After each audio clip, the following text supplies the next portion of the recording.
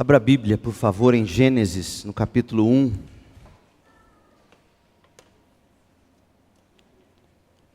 Domingo passado, nós olhamos para o capítulo 1 e tivemos um panorama da criação. Hoje nós vamos iniciar uma série de algumas partes sobre o tema o Criador, a criação e os costumes. O Criador, a criação e os costumes. Capítulo 1 de Gênesis, no versículo 1, nos diz sobre a origem da vida e de todas as coisas. No princípio, Deus criou os céus e a terra. A partir do versículo 2, Moisés, inspirado pelo Espírito de Deus, ele nos conta sobre o processo como Deus criou os céus e a terra e tudo o que neles há. Ele começa dizendo no verso 2, e portanto já a parte do que nós chamamos de o primeiro dia, no ato inicial da criação de Deus, a terra era sem forma e vazia. A escuridão cobria as águas profundas e o Espírito de Deus se movia sobre a superfície das águas. A partir do versículo 3, Moisés vai nos mostrar de que modo Deus foi dando forma, já que a terra era sem forma, no momento inicial da criação, de que modo Deus foi dando forma, de que modo Deus foi preparando a terra. E Moisés nos mostra isso no dia 1, no dia 2 e no dia 3. O dia 1 e o 2 e o 3 é Deus dando forma à terra que era sem forma. É Deus preparando a terra que era sem forma. E aí nos dias 4, 5 e 6, Deus vai preenchendo o que Ele havia preparado. E é interessante porque a palavra Deus no versículo 1 é uma palavra plural, mas o verbo relacionado ao sujeito, o verbo é singular. Literalmente, deveria se ler assim: no princípio Deus criou. Mas está corretamente no singular porque Elohim é uma palavra para falar do poder do Deus, daí o plural. E o verbo e o pronome no singular indicando que ele é um. Depois, lá no sexto dia, no verso 26, então Deus disse: façamos, o verbo é plural, o ser humano, e o pronome é plural, a nossa imagem, ele será semelhante a nós. E assim, diz o verso 27, Deus criou os seres humanos, a sua própria imagem, a imagem de Deus os criou. E aí Deus os abençoou, termina o sexto dia, a noite passou, diz o verso 31, então Deus olhou para tudo que Ele havia feito, tudo que Ele havia criado, a forma como Ele preparou todas as coisas nos dias 1, 2 e 3, e a forma como Ele preencheu todas as coisas nos dias 4, 5, 6, Deus olhou para tudo que havia feito, e Deus viu que era muito bom. A noite passou e veio a manhã, encerrando o sexto dia. Meu povo, tem muita coisa para a gente explorar neste capítulo. Nós precisamos ver, por exemplo, de que modo Deus operou na criação, através de dois elementos, Espírito e Palavra. Nós voltaremos a isto, Deus permitindo, no próximo domingo. Porque hoje à noite a gente precisa responder a uma questão elementar, tão pouco pensada, tão pouco refletida, entretanto, cujas implicações são absolutamente profundas. O que Deus fazia antes de, no princípio, Ele ter criado os céus e a terra? O que estava Deus fazendo na eternidade antes de criar todas as coisas? E por que importa para nós saber qual era a ocupação de Deus, o que se passava no coração de Deus antes dele criar todas as coisas? A razão é simples. Descobrirmos o que Deus fazia e o que se passava no coração dele, revelará para nós a motivação para ele ter criado todas as coisas. E dessa motivação se derivam implicações absolutamente maravilhosas para a nossa vida. Mas comecemos com a seguinte frase: no princípio, Deus. A apostila didática do 6º ano do ensino fundamental, utilizada pela minha sobrinha de 10 anos, essa apostila no módulo 1 de geografia, que trata, abre aspas, de astronomia, o estudo do universo. Essa apostila, para criança de 10 anos, ela abre o primeiro capítulo com a seguinte frase, abre aspas, e preste atenção se esta não é uma frase religiosa. Abre aspas, o universo é tudo que existe, que existiu e que existirá. Fecha aspas.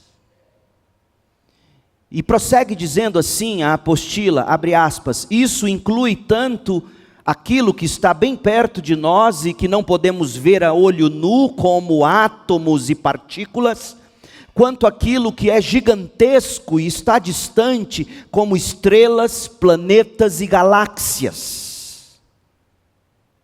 Fecha aspas.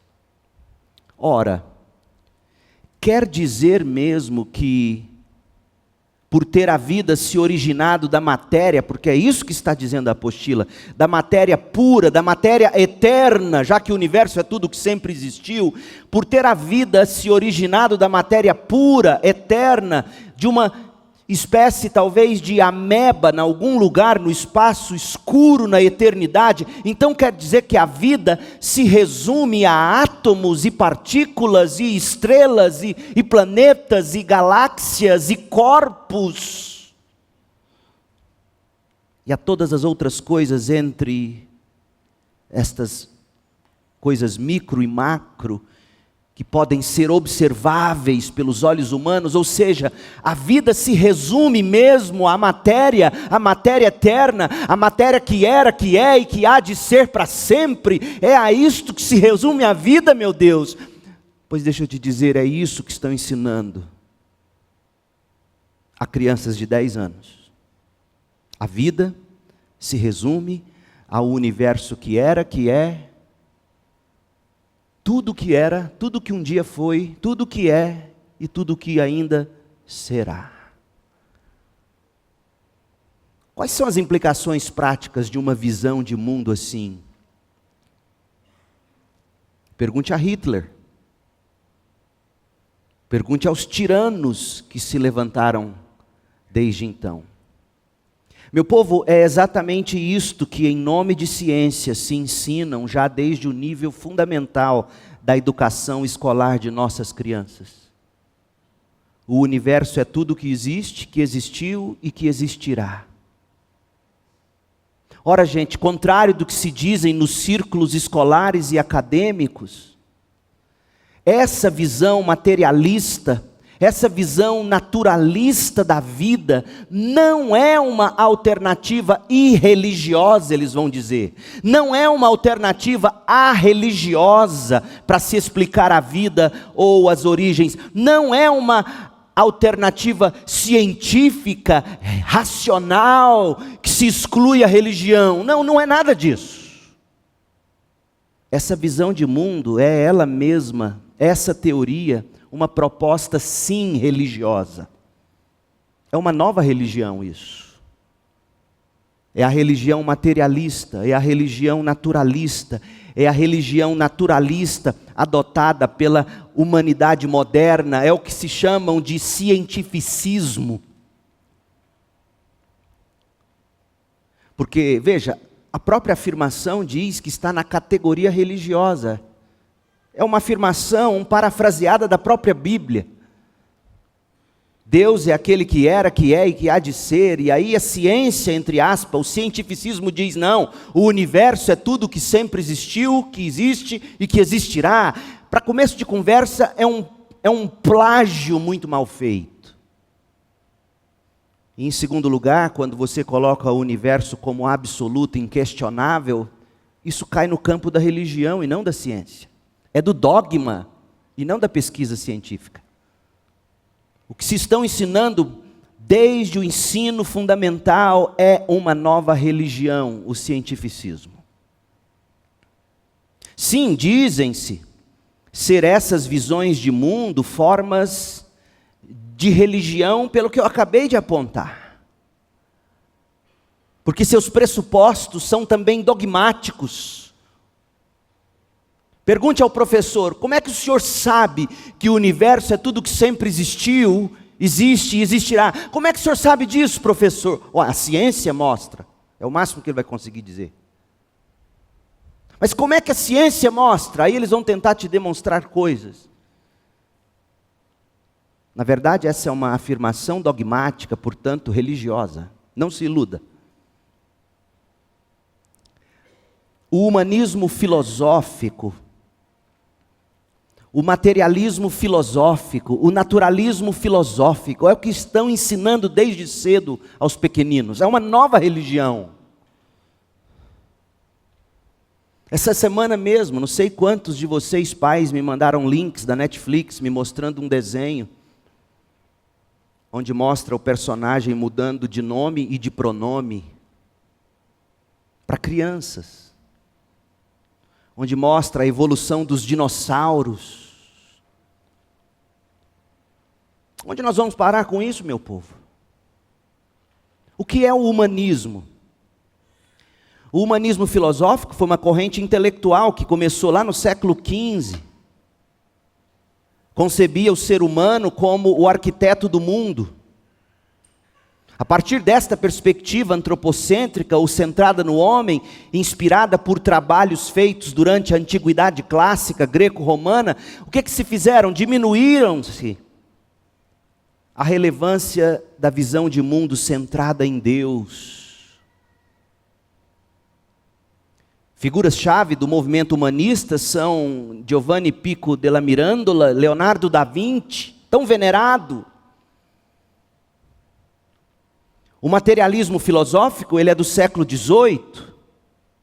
É uma concepção que admite a origem e a existência humana a partir de uma condição concreta, a matéria, o universo, que sempre existiu, que é e que sempre será.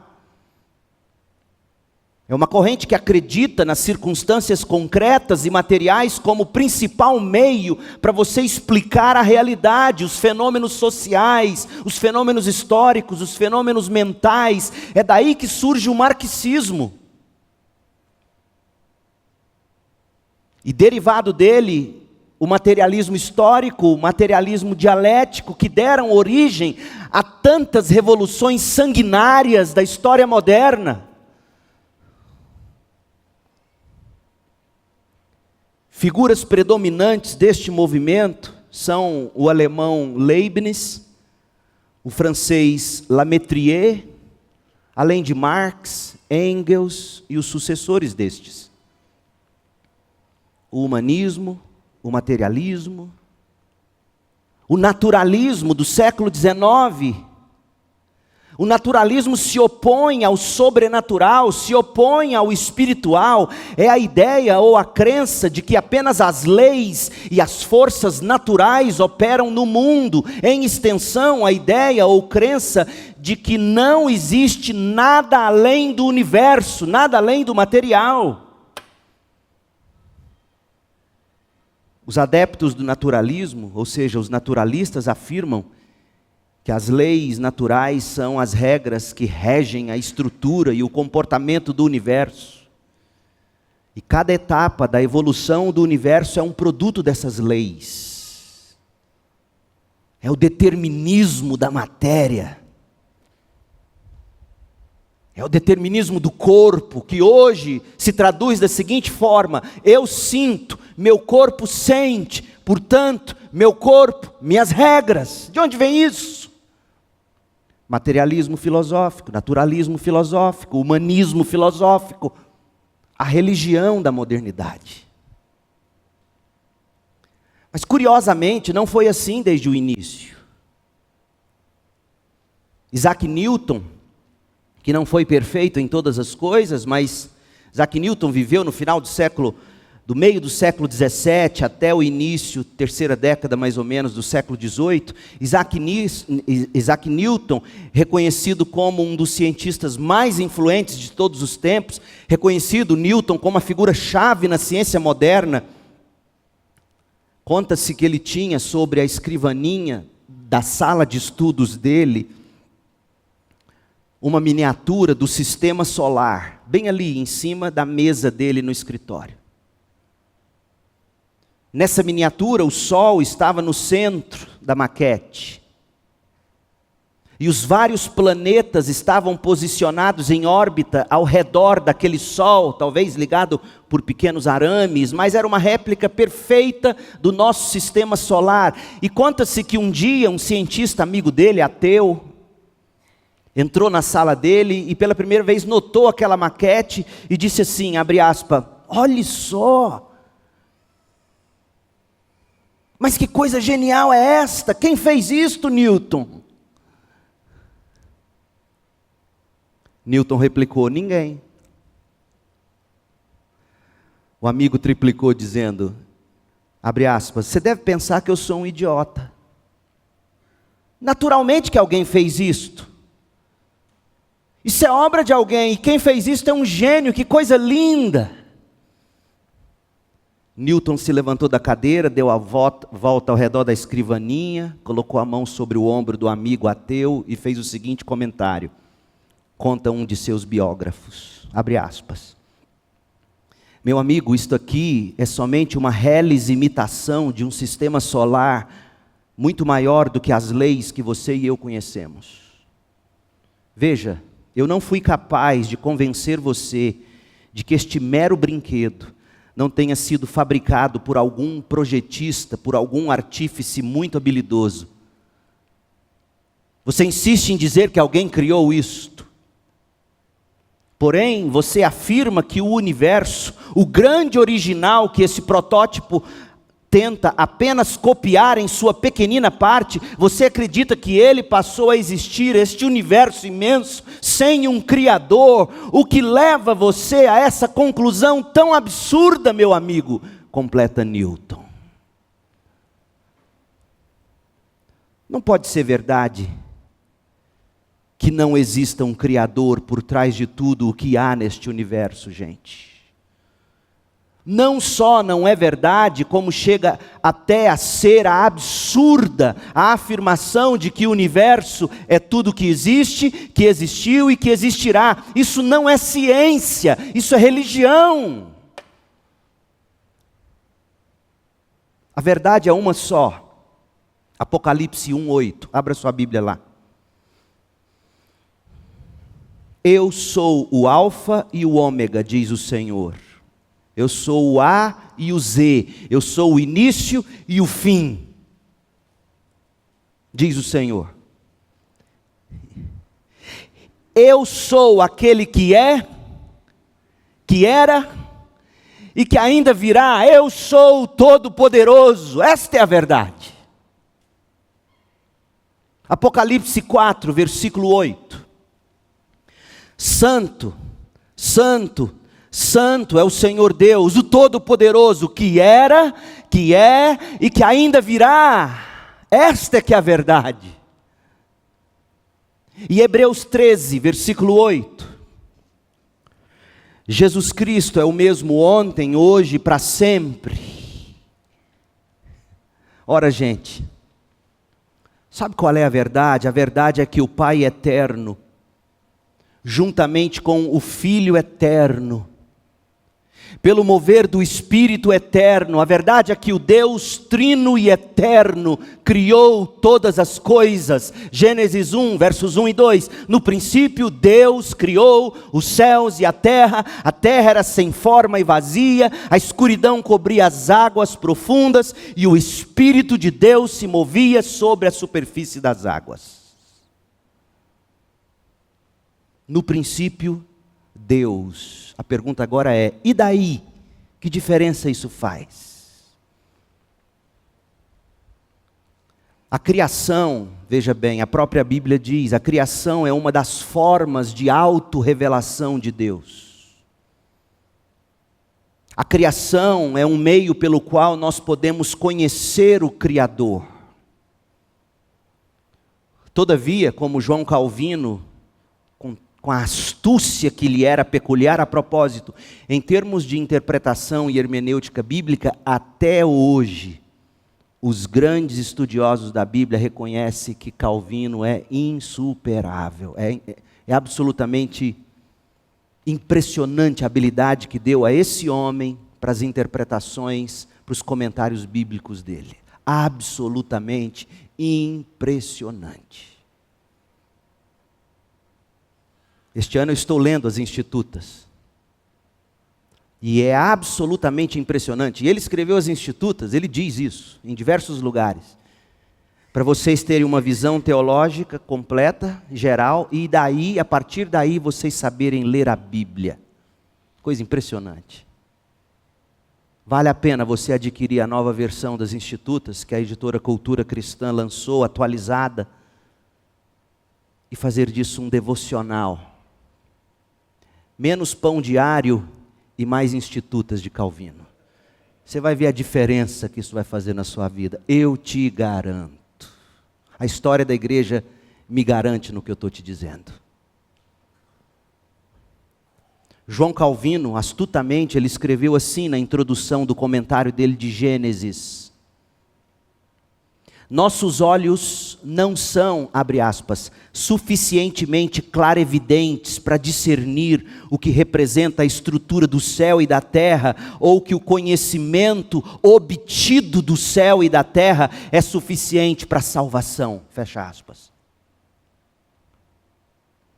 Calvino está dizendo, nossos olhos como são afetados pelo pecado, não conseguem absorver tudo que céus e terra revelam, tampouco o que se aprende do que céus e terra revelam seja suficiente para apontar para mim e para você o caminho da salvação. E aí ele completa, a gente precisa da Bíblia Sagrada. A gente precisa da Bíblia tanto para correção da nossa compreensão da obra da criação, como também para compreender o propósito para o qual todas as coisas foram criadas. E ainda mais, nós precisamos da Bíblia, diz Calvino, para a gente achar o caminho da salvação em Cristo Jesus. Calvino complementou e ele anotou o seguinte, abre aspas, se a instrução silenciosa do céu e da terra fosse suficiente, olha que coisa linda, olha o valor que este homem dava à Bíblia, se a instrução silenciosa do céu e da terra fosse suficiente, o ensino de Moisés e demais partes da Bíblia teria sido supérfluo, fecha aspas. Ou seja, nós temos a Bíblia porque a revelação geral de Deus na obra da criação não é suficiente para nos dizer quem é o Criador, por que e para que Ele criou todas as coisas e como encontrar o caminho de volta para Ele na salvação. Permita-me uma nota de rodapé. Os maldosos que quiserem dizer, poxa, pastor Leandro, nem Batista fica só citando João Calvino. Deixa eu te dizer uma coisa. Se você conhecesse a história dos batistas, você não diria um absurdo desses. Os autores das teologias sistemáticas batistas que doutrinaram os primeiros missionários que pisaram no Brasil, James Boyce, John Daggy, Temos essas duas teologias em português, você devia conhecer isso. Eles chamavam João Calvino de o grande mestre. Todos os problemas que nós identificamos na nossa denominação batista são decorrentes do fato de que tão prontamente nós temos aberto mão da tradição reformada e ortodoxa que nos deu a luz, diga-se de passagem.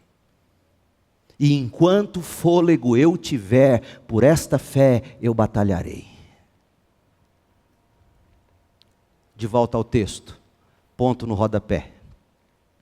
Pois bem, a gente, como eu disse, já examinou o relato da criação por meio de vários sistemas modernos de interpretação, aquelas teorias todas que muitos de vocês se cansaram delas. No domingo passado, a gente fez um panorama da criação. E hoje nós estamos de volta a Gênesis 1, porque eu quero fazer 3 destaques que eu não vou conseguir terminar hoje, mas eu quero iniciá-los. O primeiro destaque é o Criador. O segundo destaque é a criação. E o terceiro destaque são os costumes. O Criador, o Deus único, trino, todo suficiente, o Deus verdadeiro, soberano, sábio, amoroso, o Deus pessoal, este que está por trás da obra da criação. Quem é Ele? Como Ele fez tudo isso?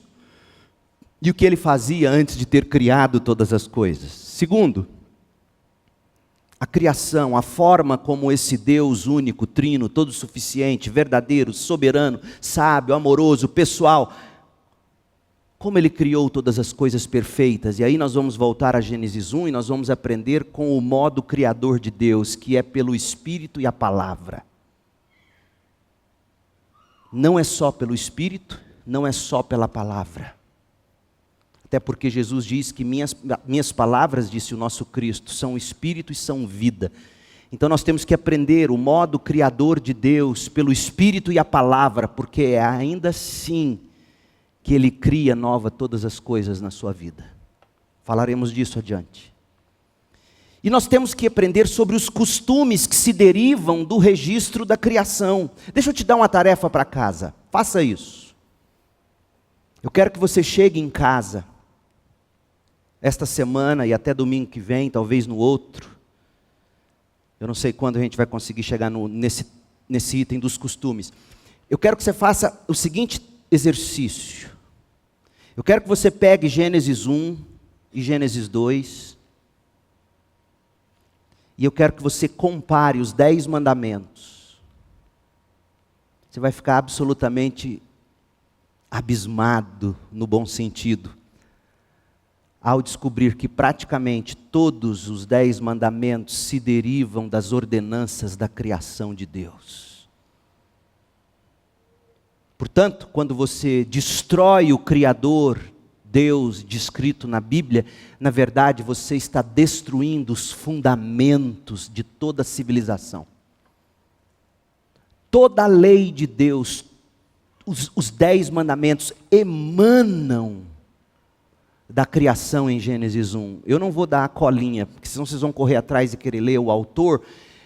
No próximo domingo ou no outro eu te darei referências bibliográficas, mas você conseguirá ver por seus próprios olhos que relação há entre o primeiro mandamento e Gênesis 1 e 2, que relação há entre o segundo mandamento e Gênesis 1 e 2, e assim por diante.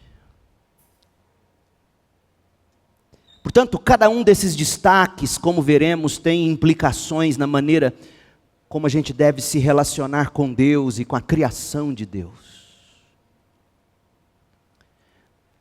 Mas eu quero agora chamar sua atenção, eu quero que você venha comigo para os bastidores da criação.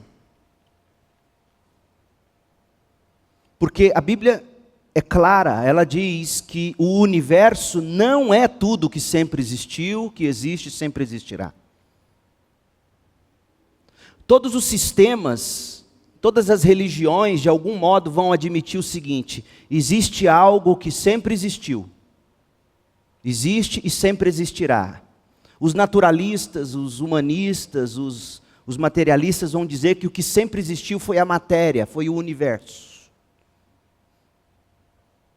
As religiões pervertidas vão dizer que o que sempre existiu foram deuses sozinhos, solitários, ciumentos, briguentos, que tiveram de algum modo algum intercurso sexual com alguma coisa, e enfim. E daí quando você deriva as conclusões práticas, por exemplo, se a matéria é o que sempre existiu, você cai no materialismo dialético, você cai no marxismo, você cai no Hitler, você cai nos absurdos da era transvida que nós estamos vivendo.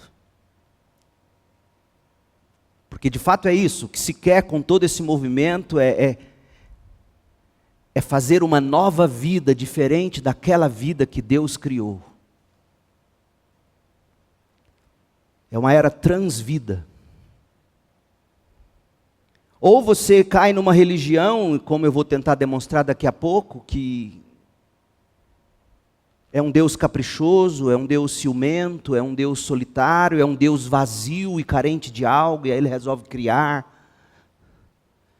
Veja, é fundamental descobrir o que havia desde o início, ou desde antes do início. O cristão, a fé judaico-cristã não diz que a história começou em Gênesis 1, verso 1. A história vem desde a eternidade, quando Deus Pai, Filho e Espírito já viviam em santa, abençoada e amorosa comunhão. Gênesis 1 é apenas um derramar da história eterna que de repente se materializa na criação de todas as coisas. E por que Deus faz assim? É o que veremos. A Bíblia Sagrada começa dizendo: no princípio Deus criou os céus e a terra, Gênesis 1. Mas o que fazia Deus antes do princípio? Por que Deus teria criado todas as coisas? Qual foi a motivação de Deus? Solidão? Capricho? Necessidade de se sentir completo de algum modo? Quando a gente mergulha nos bastidores do princípio, a gente consegue ver como era a vida antes de tudo vir a existir.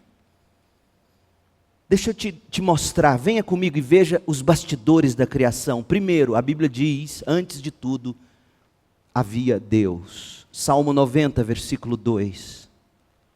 Antes que os montes nascessem, antes que formasses a terra e o mundo, de eternidade a eternidade, tu és Deus. Portanto, antes do princípio, não havia matéria eterna, não havia energia eterna, não havia deuses ciumentos, caprichosos, em guerra, em teimosia, ou outra coisa qualquer. Antes de tudo existir, havia Deus. E de que modo ele existia? Deus existia em glória esplêndida, em glória sublime. É tão verdade isto, que Jesus, quando ele ora ao Pai, na sua oração sacerdotal, veja o que ele diz, João 17, 5. De que modo Deus existia desde a eternidade, João 17, 5. Agora, Pai, diz o Filho, Jesus Cristo, glorifica-me e leva-me para junto de ti, para a glória que tive ao teu lado antes do princípio do mundo. Ou seja, nos bastidores do princípio havia o Deus glorioso. Ele não se sentia só, ele era pleno em si mesmo. Ao lado de seu Filho glorioso. Havia uma santa, abençoada e amorosa comunhão desde a eternidade. A primeira coisa que deve ficar clara na sua mente é o seguinte: antes de tudo existir, não era o universo que sempre existiu, era Deus, em abençoada e amorosa comunhão com o Filho Jesus Cristo. Gloriosa comunhão. Comunhão esta que estava fazendo Jesus encarnado desejar ter de novo. Pai, glorifica-me, leva-me para junto de Ti, para a glória que eu tive ao Teu lado, antes do princípio do mundo. Meu Deus, como isso é gigante! Então, primeiro, Deus existia. Segundo, Deus existia em doce e amorosa comunhão. João 17, 24. Veja que na mesma oração sacerdotal que elevara ao Pai, o Filho eterno de Deus nos revela como era a comunhão no seio da Santíssima Trindade Divina. João 17, 24. Pai, disse Jesus, quero que os que me deste estejam comigo onde estou. Então eles verão toda a glória que me deste. Por quê? Porque o Senhor me amou antes mesmo do mundo existir. Antes do princípio do mundo já havia amor. Antes da matéria havia vida. Antes da matéria havia Deus em doce e amorosa comunhão. Antes da matéria havia afeto, havia um pai, havia um filho. As implicações disso são tremendas. Nos bastidores do princípio havia comunhão de amor entre Pai, Filho e Espírito Santo. Terceiro, Deus, o Criador, Ele sempre foi dotado da mais santa e perfeita sabedoria, a mesma pela qual todas as coisas foram criadas. Olha o que diz o Salmo 136, verso 5. Deem graças àquele que criou os céus com muita habilidade, com muita sabedoria, com muito entendimento. Antes do princípio dos céus e da terra, já havia a sabedoria eterna, o entendimento eterno, a consciência eterna, a habilidade maravilhosa de um Criador. Isso é absolutamente maravilhoso.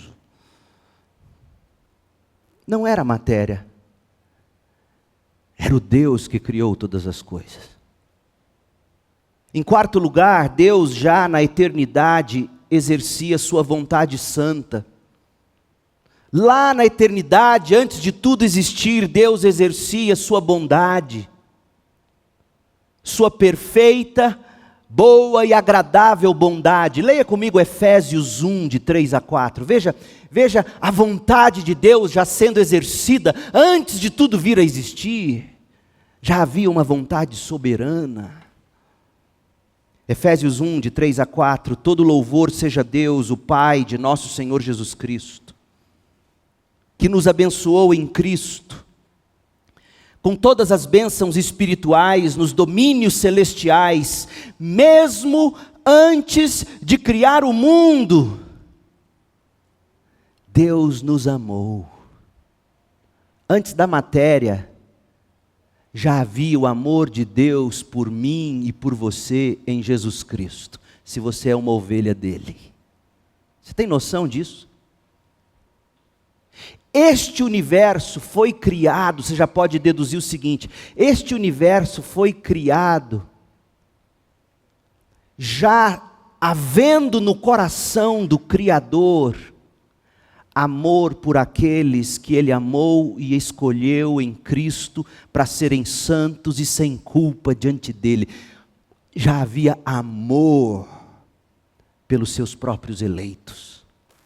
Isso é absolutamente maravilhoso. Pois bem, se nós seguirmos as diversas concepções míticas ou modernas da realidade, a gente vai dizer que a história só teve início com o princípio, ou no início do universo, no Big Bang. Já que antes de o universo ter sido criado, eles vão dizer, só existia massa, energia informe, ou deuses em combate. Ou seja, se realmente havia alguma coisa antes do princípio, tratava-se, vão dizer para nós, tratava-se de um estático eterno, de uma deidade promíscua talvez. trocando em miúdo, se a sua visão de mundo e de realidade for materialista, se a sua visão de mundo ou de realidade for naturalista, se for cientificista, você dirá que antes do princípio havia um estático eterno e você vai desembocar na tirania do humanismo, da vida trans, ou da transvida, que é a realidade que nós vivemos. E se a sua concepção da realidade for mítica, você partirá para uma explicação promíscua, desumana, reflexo do Deus promíscuo e desumano por trás de tal criação. Contrastando essas visões de mundo está a cosmovisão cristã. Porque se nós pensarmos na história, gente, como uma sequência resultante, e de fato é, uma sequência resultante, a história humana desde o princípio é uma sequência resultante da vontade criadora de um Deus único, trino, Pai, Filho e Espírito, um Deus que é todo suficiente em si mesmo, que é verdadeiro, que é soberano, que é sábio, que é amoroso, que é pessoal, que é moralmente perfeito. A gente chega à seguinte conclusão: a história não teve início no princípio. A história não teve início em Gênesis 1:1. Como muito bem argumentou Francis Schaeffer, o princípio foi a sequência da história eterna. Desde que Deus é Deus, e isso é desde a eternidade, desde que Deus é Deus, existe história. Como Deus é Deus desde sempre, de eternidade a eternidade Ele é Deus, a história existe desde sempre, a história de Deus. Aquele que é, que era e que ainda virá, o Todo-Poderoso, Apocalipse 1:8. E a mesma verdade, a mesma sabedoria, o mesmo amor, a mesma pessoalidade, a mesma comunhão, a mesma moralidade, a mesma perfeição que sempre existiram na comunhão da Trindade Divina se derrama agora na nossa história.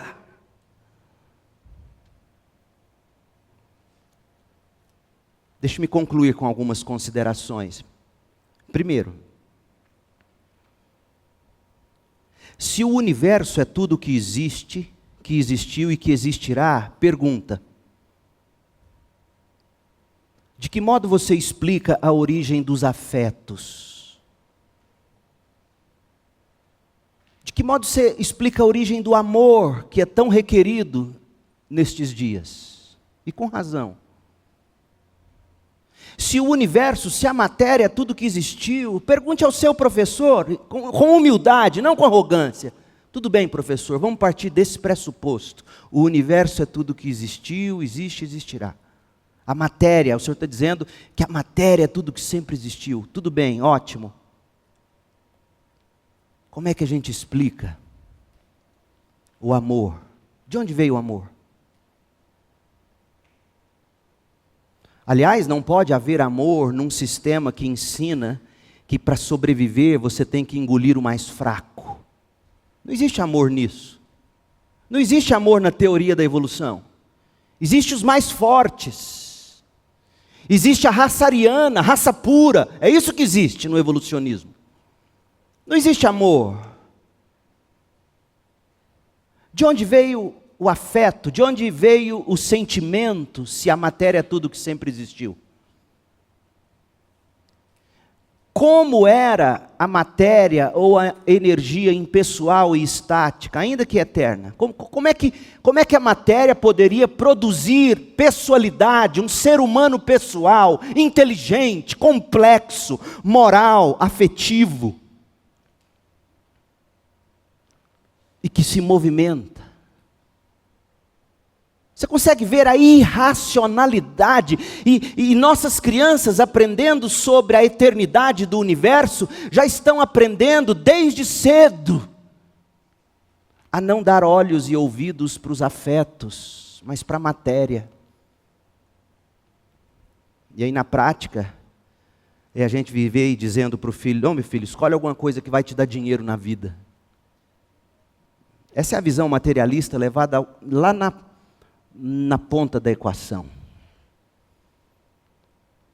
Portanto, o universo é tudo o que existe, que existiu e que existirá. Isso não existe. Porque se for assim, nós seres humanos ficamos resumidos ao corpo, à matéria, ao desespero de ter que viver apenas aqui e agora e deixa eu aproveitar.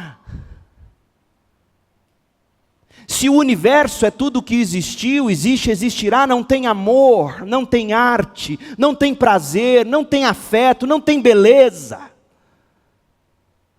Porque o universo é impessoal, ele é implacável no seu processo evolutivo. Agora, se Deus, o Deus Trino, Pai, Filho e Espírito Santo, é tudo o que existe, que existiu e existirá, então, veja as implicações.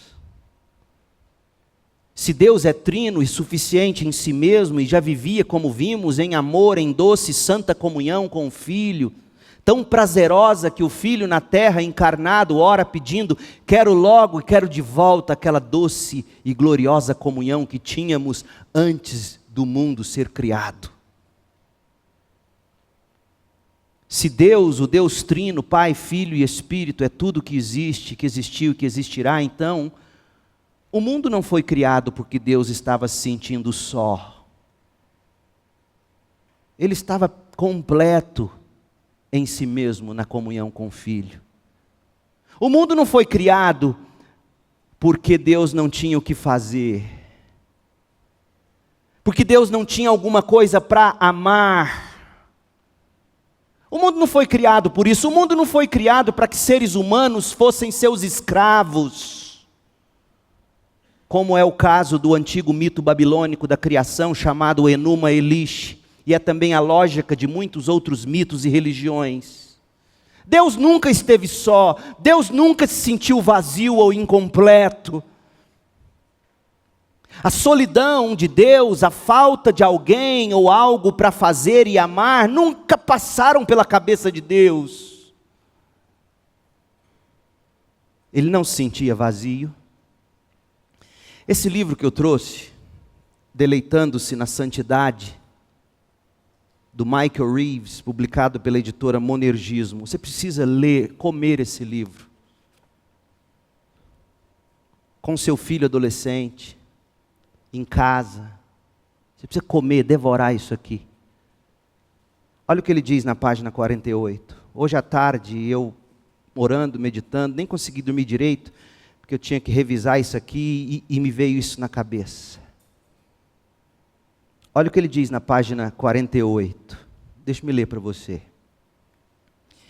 E assim, pela eternidade, esse Deus solitário não deve ter tido alguém ou algo para amar. Amor aos outros, sem dúvida, não é sua paixão. É claro que provavelmente ele amaria a si próximo, mas tendemos a considerar esse amor egoísmo e não amor de verdade. Pela própria natureza, portanto, esse Deus que quis criar as coisas porque ele estava sozinho, porque ele não tinha ninguém para amar, porque ele não sabia o que fazer. Pela própria natureza, portanto, esse Deus com D minúsculo, solitário, solteiro, deve ser fundamentalmente ensimesmado, não expansivamente amoroso, como é o Deus Trino. Em essência, tudo nesse Deus ensimesmado, vazio, tudo nele envolve autogratificação. Portanto, a única razão para ele ter criado todas as coisas é porque ele estava só, precisava amar alguma coisa. E não foi isso. Na página 53, ele cita um texto de C.S. Lewis, um livro que você já deve ter lido, se não tem que ler também, Cartas de um Diabo ao Seu Aprendiz. E aqui o diabo está conversando com o diabinho. E olha o que ele diz. Temos de admitir, diz o diabão, que toda aquela conversa sobre seu amor, o amor de Deus, pelos homens e sobre o fato de que o serviço a Deus e a perfeita liberdade não é, como acreditaríamos de bom grado, mera propaganda, mas uma terrível verdade. O diabo está dizendo, é uma terrível verdade. Esse Deus realmente quer preencher o universo, o Deus Trino. Isso aqui é Lewis na sua ficção, imaginando o diabo falando com o diabinho. Esse Deus Trino realmente quer encher o universo com inúmeras pequenas réplicas, e aqui o diabo falando, repugnantes de si mesmo. Criaturas cuja vida, em escala menor, será qualitativamente como a dele, não porque ele as absorveu, e sim porque a vontade deles está em espontânea harmonia com a vontade dele. Aí o diabo diz o que ele quer. Nós, meu pequeno demônio, queremos apenas um gado que finalmente poderá ser transformado em alimento. Ele, o Deus Trino, quer servos que finalmente poderão tornar-se filhos.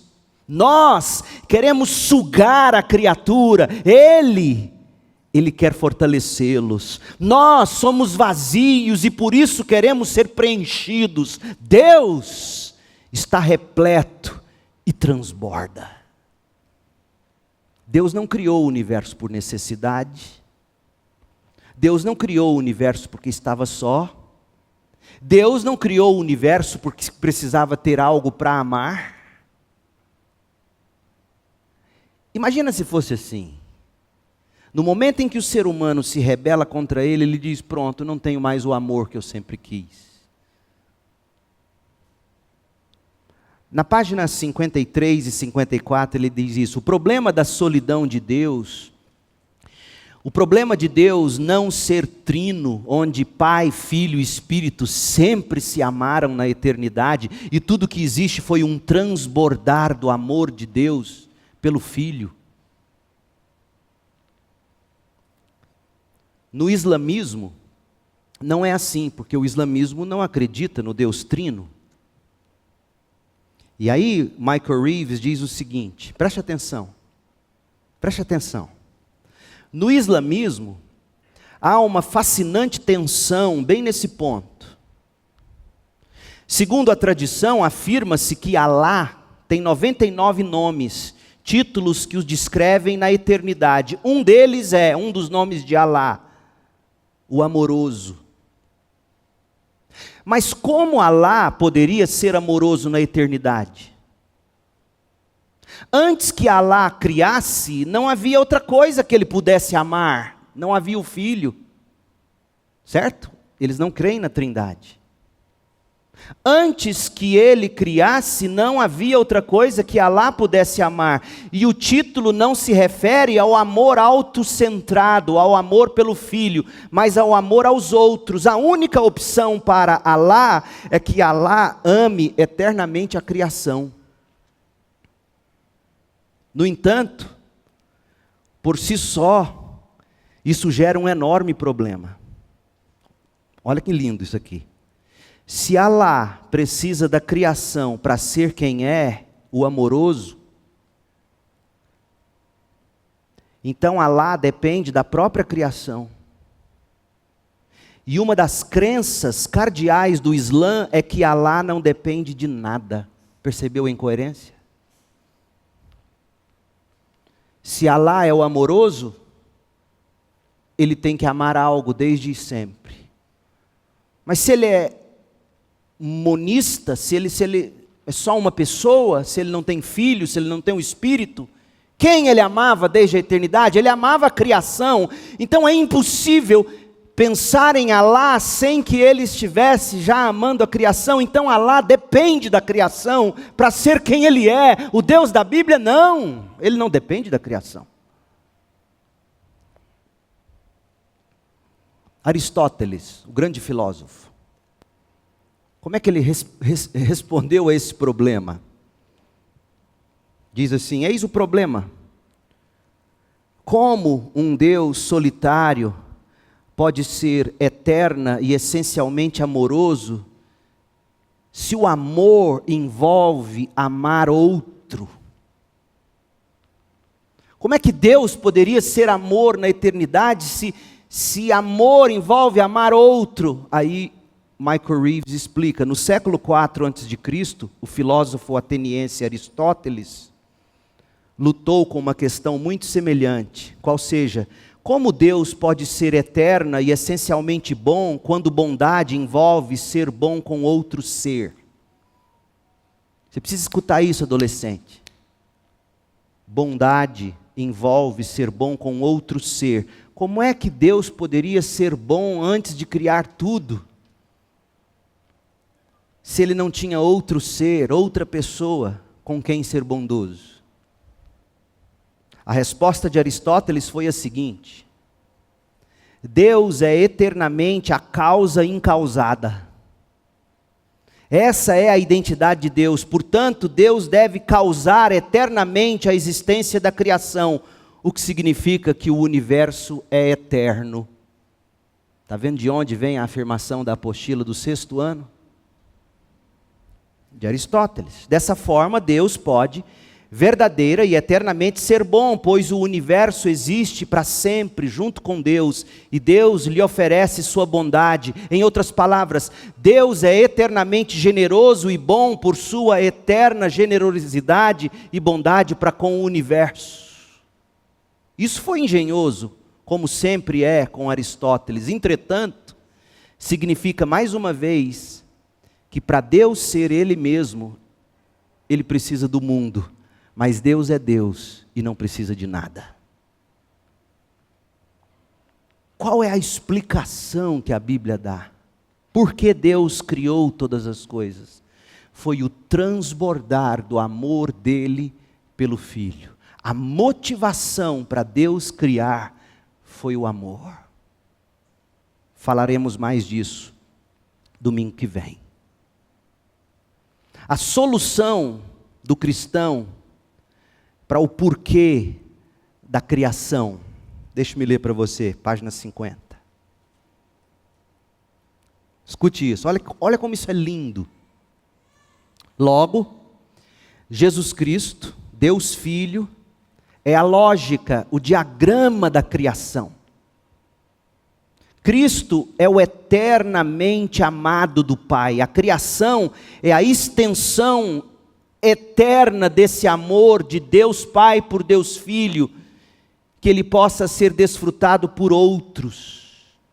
Deus queria, desde a eternidade, criar uma maneira para que esse amor dele, Pai, pelo seu Filho eterno, pudesse ser desfrutado por nós. Por isso ele criou tudo.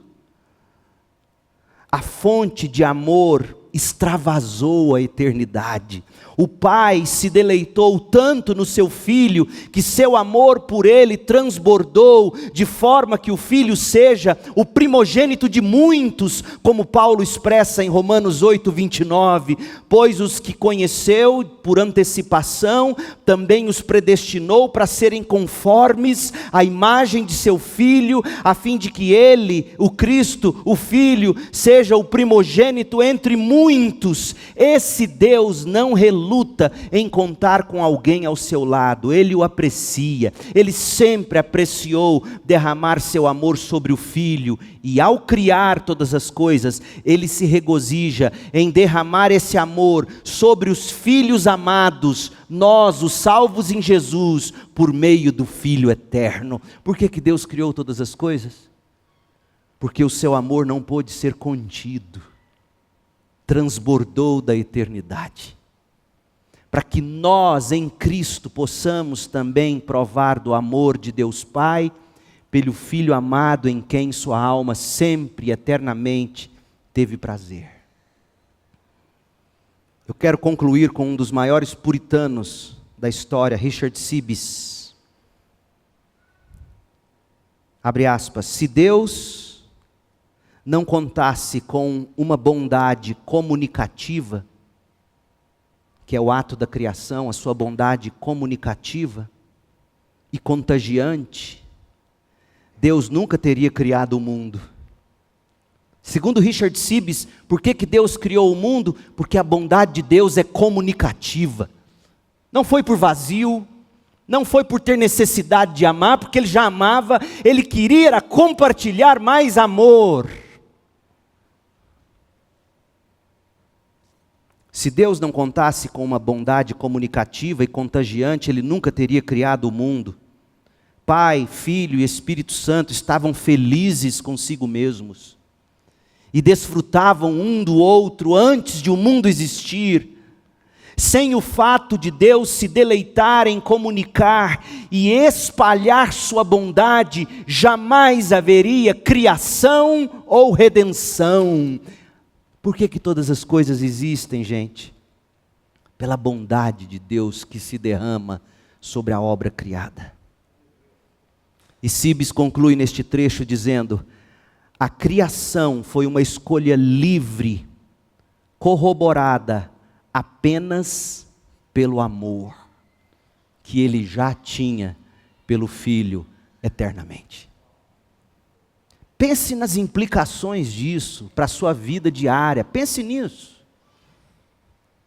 Ter um Deus que criou todas as coisas, porque Ele quis transbordar o amor dEle pelo Filho na doce comunhão do Espírito. Não é o universo que sempre existiu. Deus sempre existiu. Em amor, sabedoria, bondade.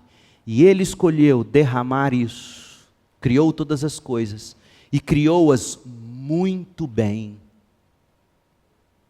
Mas Ele sabia que nós pecaríamos. E por isso, desde a eternidade, Ele estabeleceu que seu Filho viria ao mundo, se tornaria um de nós, assumiria a nossa natureza, viveria sem pecado, morreria como nosso substituto e ressuscitaria, para que todo aquele que nele crê não vá para o inferno, mas desfrute eternamente desse amor. Isso é maravilhoso. E mesmo antes de tudo existir, já havia história. E que história era essa? Era uma história de amor. O amor do Pai pelo Filho, do Filho pelo Pai. Algo tão real que se materializa no Espírito Santo. E quando você arrepende do seu pecado e crê em Jesus, e recebe Jesus, esse amor começa a jorrar dentro de você. E é daí que nascem os grandes artistas, os grandes pintores, os grandes poetas, os grandes criadores, porque eles vão querer derramar desse amor em tudo que dizem, em tudo que fazem. Não há visão de mundo mais linda e verdadeira do que a que se apresenta na Bíblia Sagrada. Prove desse amor em Jesus. E na próxima semana, a gente volta a Gênesis 1. E eu quero mostrar mais para você sobre como Deus, pelo Espírito e a Palavra, não só criou o mundo, mas também cria uma nova história, uma nova humanidade, uma nova vida para mim e para você. Vamos orar. Deus querido, Deus eterno, Pai, Filho, Espírito Santo,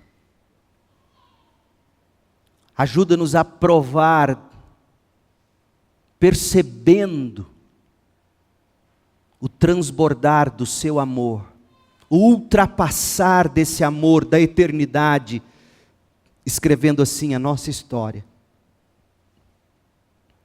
Ajuda-nos a enxergar quem de fato somos em Cristo Jesus. Amados desde antes da fundação do mundo. Parte de uma história de amor e de sabedoria, e de criatividade, e de beleza, e de bondade. Ó Deus, não, o universo não é o que sempre existiu, existe, existirá. Tu és Deus de eternidade a eternidade, glorioso, amoroso, Pai, Filho e Espírito. Nesta noite, ó Espírito Santo de Deus, que o Senhor mesmo ilumine o rosto de Jesus no coração daquele ou daquela que precisa se arrepender, olhar para Jesus, abraçar e receber Jesus como justiça e salvação. Ó Espírito de Deus, ilumine o rosto de Jesus no coração do pecador hoje à noite. E que ao contemplar a face do Cristo glorioso, se veja o rosto majestoso do Criador de todas as coisas. Ó Deus Trino, ó nosso Deus e Pai, faça destes que me ouvem, aqueles que por gerações haverão de desembrulhar as implicações de um universo criado pela bondade, como fruto da bondade e do amor de um Deus autossuficiente em si mesmo e amoroso sobre medida. Ó Deus, levante jovens, adolescentes, crianças, velhos, adultos, com desejo de conhecer isto a fundo e desembrulhar isso e traduzir isso onde quer que estiverem, no que quer que façam. Ó Pai, obrigado por fazer parte desta história. É no nome de Jesus, o Salvador, é no nome doce de Jesus que oramos, pedindo que a graça dele, do Cristo Salvador, o amor do Deus Pai Criador e a comunhão do Espírito embelezador, consolador, estejam sobre nós aqui e para sempre, até que Jesus volte para estabelecer o novo céu e a nova terra. Em nome de Jesus oramos. Amém.